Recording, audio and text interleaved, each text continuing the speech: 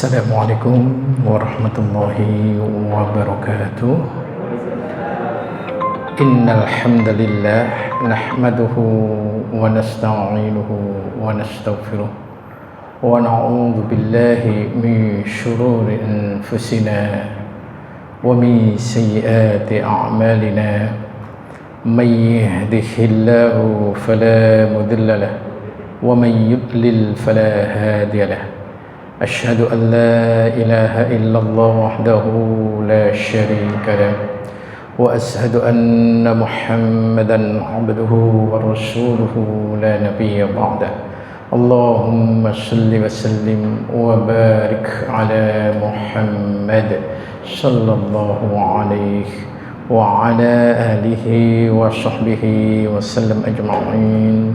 يا أيها الذين آمنوا اتقوا الله حق تقاته ولا تموتن إلا وأنتم مسلمون. أما بعد.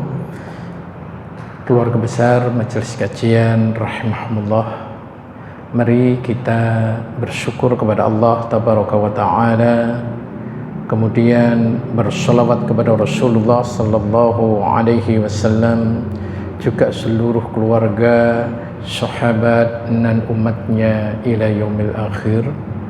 Kemudian mari kita memulai kajian kita, yakni kelanjutan kitab Riyadhus Shalihin jilid 1, memasuki hadis ke-61. Ma'asyiral muslimin rahimahumullah, hadis yang sangat agung dan mulia ini, ketika kita bisa memahami dan mengambilnya nanti pelajaran, Masya Allah akan menjadi orang yang sangat agung dan mulia. Karena apa? Tercapainya 3 hak. Hak Allah tabaraka wa ta'ala, hak terhadap diri sendiri, dan hak terhadap orang lain. Jadi ini nanti sangat indah ketika kita mendapatkan gambaran hadis ini. Ana ulang, hadis yang mulia ini akan menghantarkan derajat seorang ke tempat yang sangat agung dan mulia, dikarenakan hadis ini mengandung hak-hak yang ideal sekali. Sekali lagi, pertama hak Allah. Hak Allah di sini apa? Ittaqillaha haitsuma kunt. Bertakwalah kalian kepada Allah di mana saja kalian berada. Jadi kalau begitu hak Allah apa? Kita harus bertakwa kepadanya. Itu. Kemudian yang kedua, hak terhadap diri sendiri. Apa itu? Wa atmi'is sayyi'atal hasanatan tamhuha. Ketika seorang hamba melakukan sebuah dosa, maka disegerakan untuk mengerjakan kebaikan. Maknanya kita menjaga atas hak diri kita apa? Tidak berbuat zalim, tidak bermaksiat, tidak melakukan dosa, tidak melakukan keburukan. Itu hak diri kita. Sedangkan yang ketiga, hak sesama manusia. Apa itu? Wa khaliqin nas bi khuluqin hasan, yakni berakhlak mulia ketika kita bergaul dengan sesama. Ini nanti 3 poin ini akan kita jelaskan dengan panjang dan lebar. Maka hadis ini sungguh sangat mulia karena ini sangat sering kita dengar. Derajat hadis ini adalah hasan, diriwayatkan oleh Imam Ahmad, At-Tirmidzi, Ad-Darimi, Al-Hakim dari sahabat Nabi mulia, yakni Abu Dzar Al-Ghifari, semoga Allah tabaraka wa ta'ala meridhoinya. Jadi hadis ini hasan, akan tetapi punya penguat-penguat yang banyak. Kosa kata hadis, penulis menyampaikan ittaqillah, yakni bertakwalah kepada Allah. Ternyata takwa merupakan penghalang antara diri kita dengan azab, murka, dan kemarahan Allah. Jadi ini manusia, hamba kepada Allah itu ada penghalang, hijab.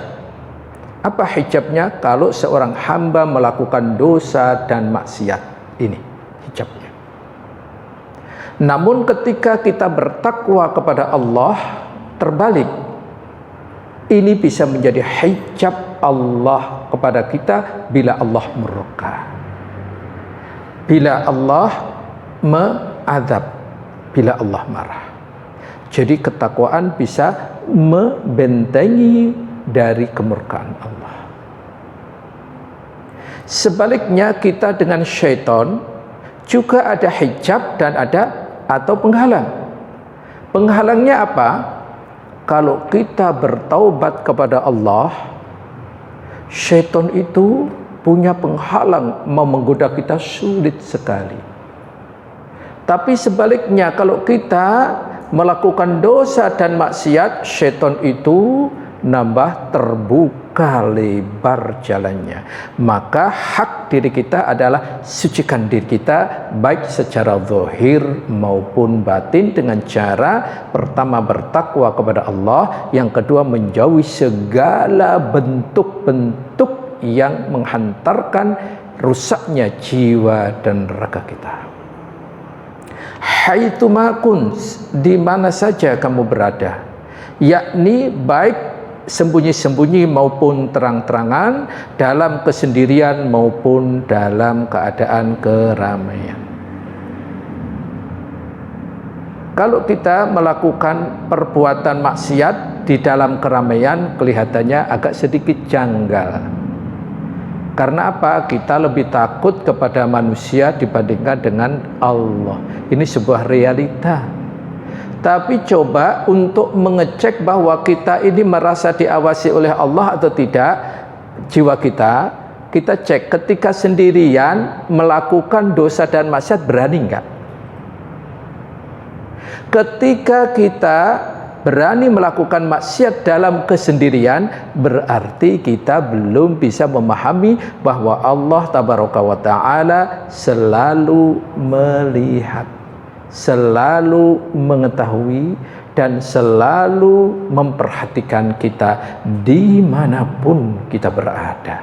Padahal kita hanya di ruangan gitu aja menganggap diri kita sudah aman dari Allah. Padahal lihat ayat Allah ini, Quran surat Luqman surat 31 ayat ke-16. Sesungguhnya Allah Maha Halus, footnote atau catatan kaki, Allah Maha mengetahui seluruh gerak-gerik kita. Coba, padahal kita hanya di ruangan gitu aja sudah merasa aman. Padahal di situ lihat, sekecil apapun kita melakukan perbuatan, apakah di langit atau di bumi, bahkan di dalam batu sekalian, lihat Allah Maha Halus lagi Maha Teliti. Itu. Kemudian khaliqin, bergaulilah, maknanya bergaul dan berbaurlah dengan orang-orang. Bagaimana etika adab kita bergaul? Dengan bagaimana ciri-cirinya orang itu berakhlakul karimah, mulia? Maka nanti akan dijelaskan dengan panjang lebar. Kemudian makna kandungan hadis, betapa agungnya nasihat. Ya, betapa agungnya nasihat. Karena salah satu amal kebaikan kita, manusia yang tidak akan rugi, adalah saling nasihat menasehati. Lihat surat An-Nasr, wal asr. Allah sampai berjanji, bersumpah dengan waktu, saking kuatnya bahwa seluruh manusia pada dasarnya termasuk rugi,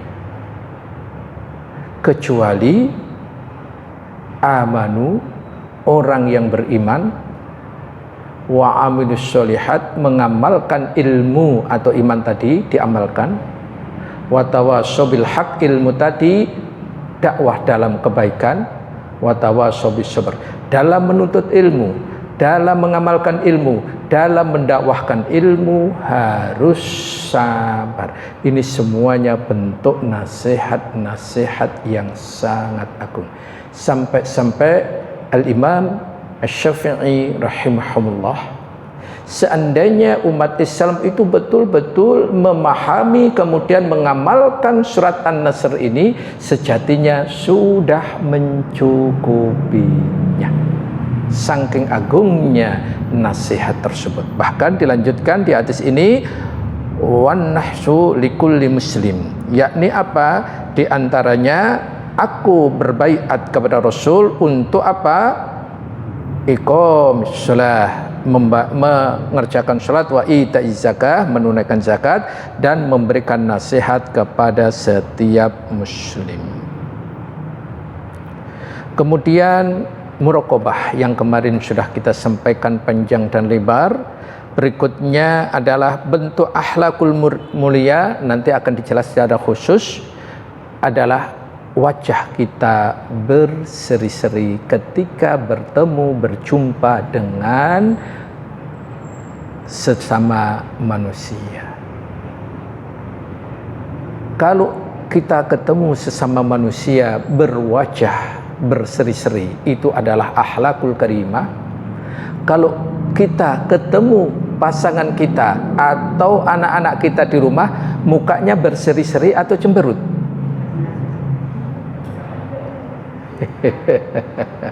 Biasanya kalau dengan orang lain bisa tersenyum, tetapi ketika dengan keluarga nambah tidak. Ini sebetulnya sangat terbalik. Rasulullah sallallahu alaihi wasallam adalah beliau orang yang paling baik akhlaknya kepada siapa? Li ahlihi, kepada keluarganya. Orang yang bisa baik terhadap keluarganya, insya Allah pasti bisa baik kepada orang lain. Karena apa? Kalau dengan orang lain kenapa bisa berbuat baik? Karena ketemunya sesaat. Kalau dengan keluarga, kenapa nggak bisa berbuat baik?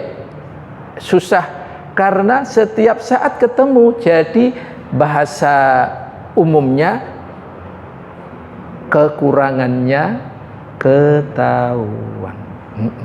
Itu. Sehingga kelima ini terkandung nasihat yang begitu agung atau jawami'ul kalim, mencakup anugerah Allah tabaraka wa ta'ala yang diberikan kepada Rasul beberapa hal. Di antaranya beliau memberikan nasihat kepada Mu'az pada dasarnya, tetapi untuk kita umat muslim secara umum itu maknanya, wallahu a'lam.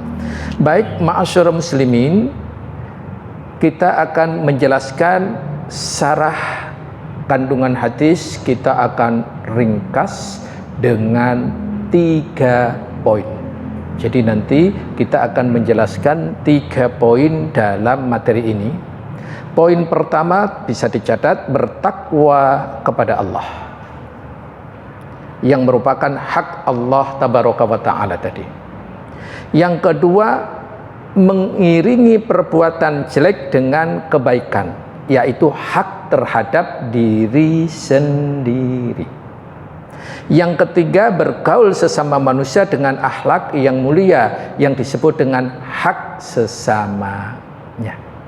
3 poin inilah yang akan kita jelaskan panjang dan lebar. Semoga nanti bisa menambah pundi-pundi keilmuan dan amal solih bagi kita. Yang pertama, hak Allah tabaraka wa ta'ala, Allah wajib kita bertakwa kepadanya. Pertama, definisi takwa. Takwa menurut bahasa berarti menjaga diri atau berhati-hati.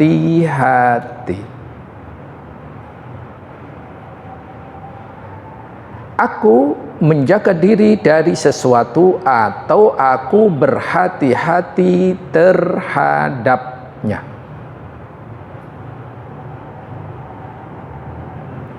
Ada dialog dua orang sahabat mulia ketika ingin mengetahui makna takwa itu.